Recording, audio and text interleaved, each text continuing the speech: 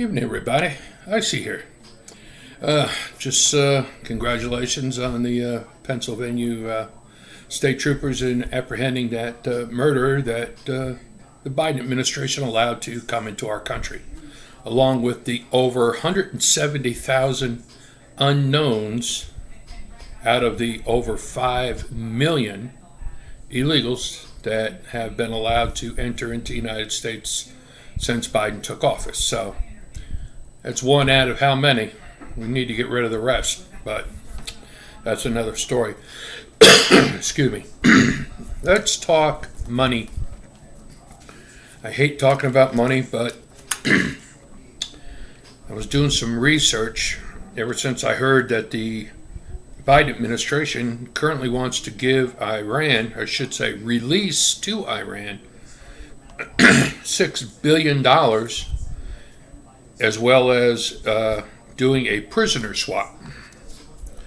Well, my question in that regards is, it's a prisoner swap. 1 for 1. That's fair. Why you got to pay off the Iranians? They're the biggest state sponsors of terror on the entire planet. But this is the Biden administration, okay? What is going on is currently, is I'm speculating, by the way, is a continuation of the Obama administration. Namely, this is Obama's third term based upon what is happening right now with the so-called releasing $6 billion. The reason why I say that is this. In July of 2015, the Obama administration wired to Iran $848,000. And then the following April in 2016, they wired to the Iranian government an additional $9 million, as well as the speculation. I couldn't find all the details, but most of it is true, that they actually had forwarded to the Iranian government a total of $1.7 billion, supposedly to stop their heavy water experiments and not further try and get nuclear weapons. Well, that's like telling a junkie you can't take drugs while you're handing them a hit of LSD. Sorry, you're still going to do it. These people are corrupt. They have no value for human life. I mean, they execute you just as fast as they can, and they hate America. So to turn around and say you're going to give them another $6 billion, that money's only going to go to funding more attacks against the U.S., paying off terrorists to infiltrate the U.S. I mean, as of right now, it's like I said, you have over 5 million illegals that have already been allowed into this country since Biden took office. 174,000 of those are unaccounted for with no ID as to who they are. That means we don't know. Every one of those 174,000 could be terrorists.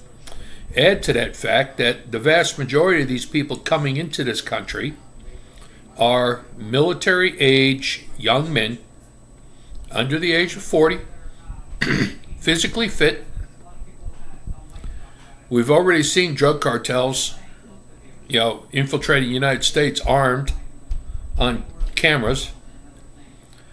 That right there should tell you that you need to secure the border if you're going to allow armed drug dealers, cartel members, to come into our country. Now you have this guy who was a convicted murderer, escaped twice, and it took 2 weeks for the Pennsylvania State Police to apprehend this guy. But that's one out of over 170,000 people. I'm sorry, but 170,000 to me sounds like an invasion force. Call me crazy, I don't care. But if you, and we already know they've said it, that when Russia went into Ukraine with 10,000 troops, it was an invasion. 50,000 troops, it's an invasion. Well, what the hell do you call 5 million people coming into the United States? A peaceful migration? No, they're invaders, period. They should be physically turned around at the border. You ain't coming. And if they force their way in, I'm sorry, this is the United States. And I agree. Deadly force needs to start being used on that border. Message needs to be sent to the whole world: do not enter the United States illegally. We have plenty of ports of entry. We have plenty of people that are willing to process legal immigrants to come in here.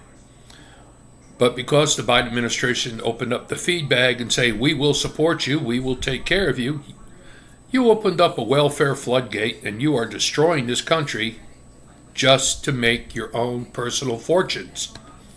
I mean, right now we're talking what, 20, $30 million being funneled into the Biden administration, family, I guess you call it.